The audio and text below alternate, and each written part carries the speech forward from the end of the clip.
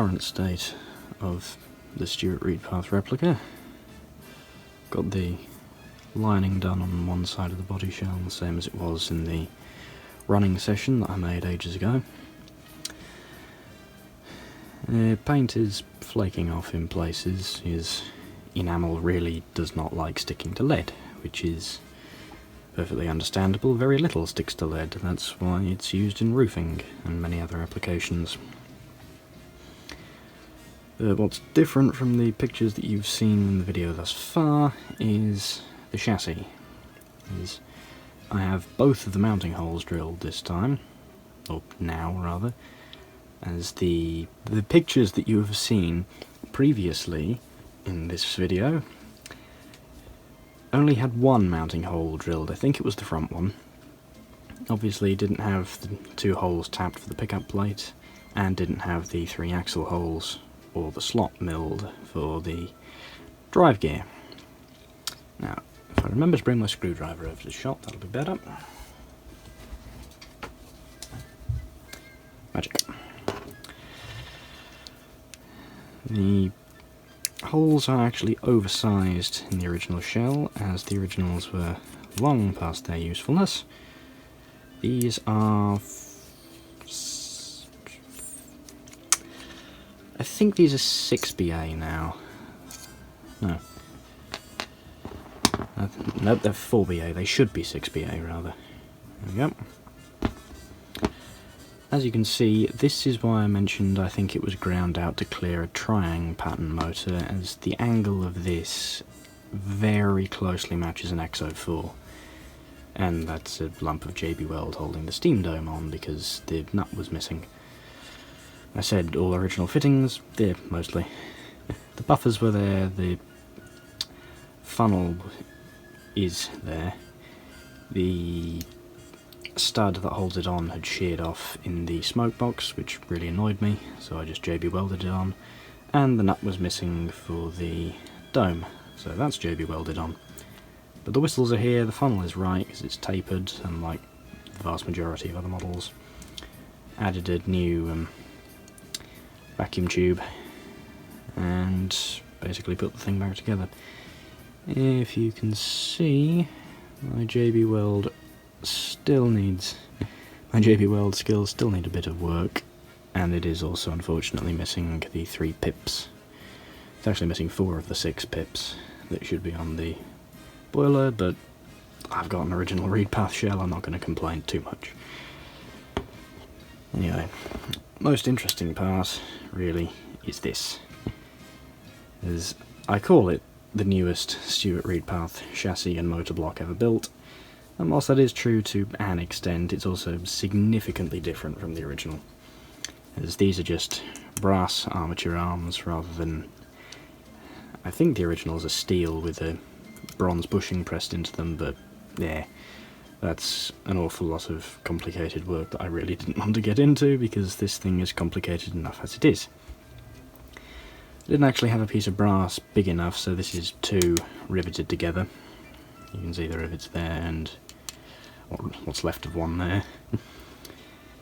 So that's a custom machining.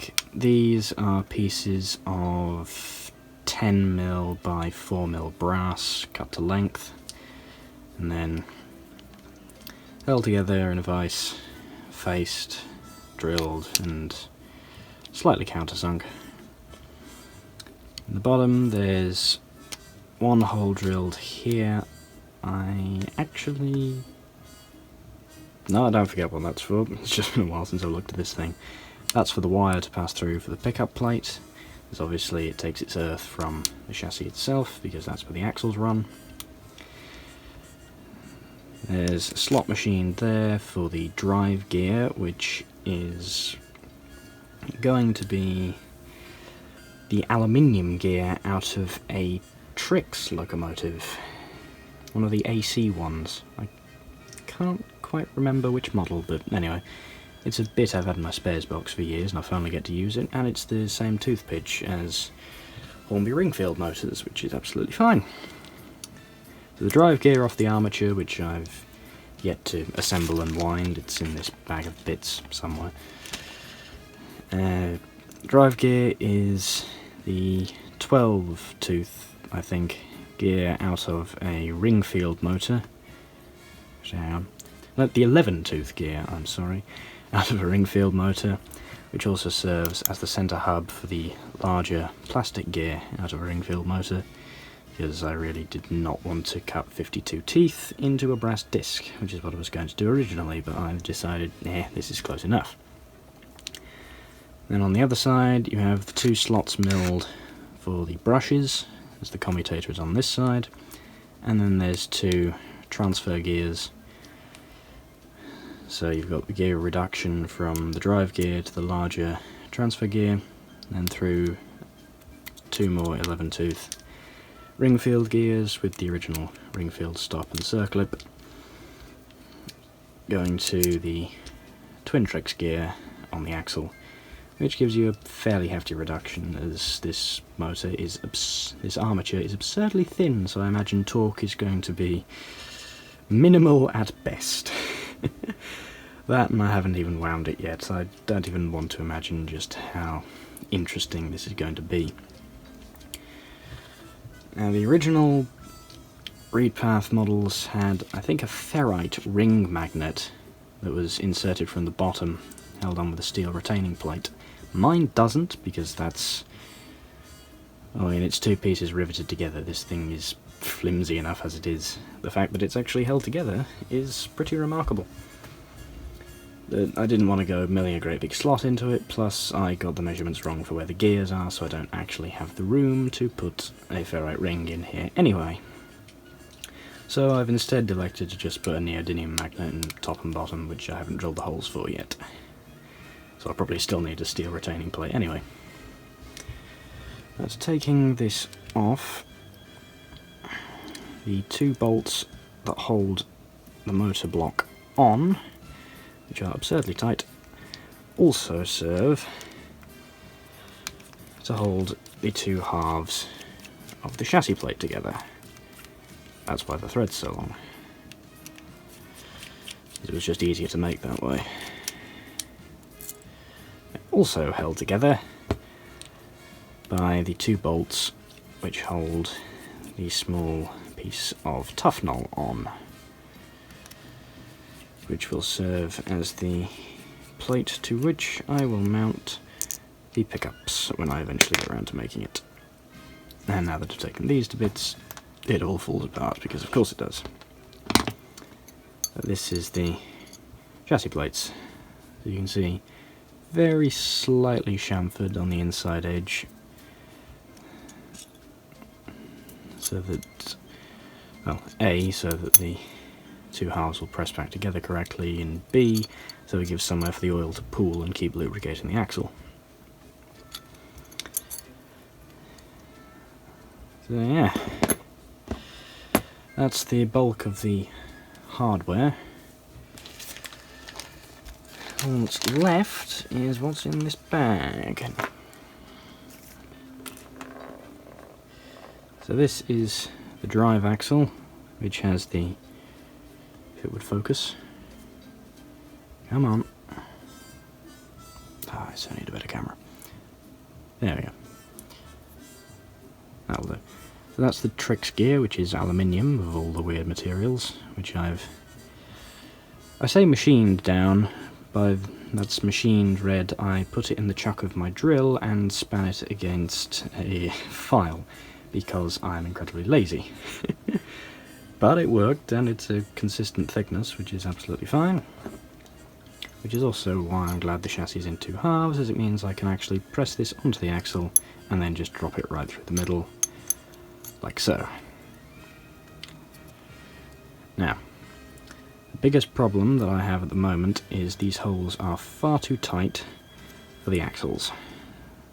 Because I don't actually, well, firstly, trying axles are an entirely different diameter to Romford axles, because why would anything be convenient like that?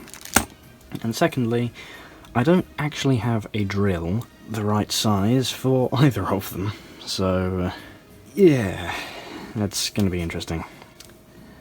But when I eventually get all of that sorted, I've also got the armature to wind, so this is 1, 2, 3, 5 sections out of a Trying XO4 armature that burnt out a very long time ago, along with the half of a brass gear out of a Ringfield motor, which has been soldered onto the hardened steel shaft, which will eventually go into that motor block.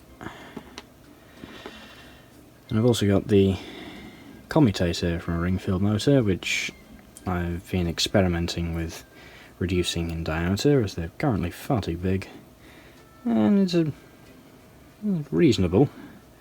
It will work, it's just going to take a while.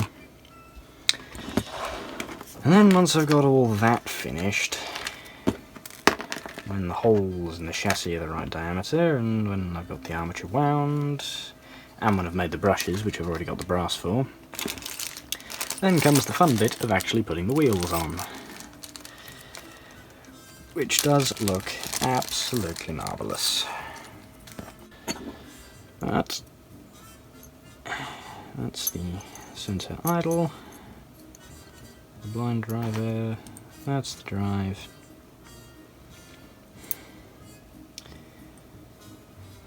And once it's all put together, it doesn't half look good.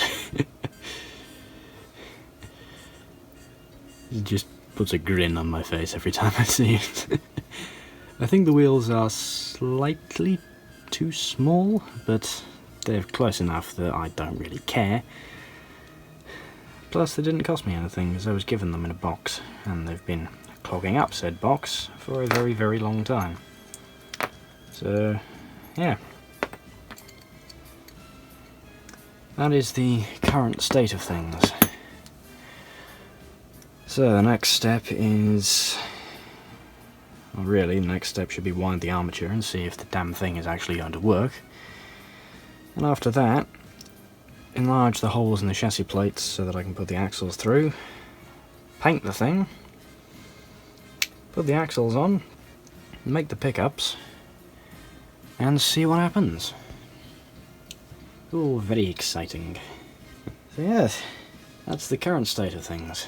So, if you're in any way at all interested in seeing a complete lunatic build models that are 80 years out of date in his bedroom, there's a big red button that you can press with a little bell off to the side of it that people seem to be interested in.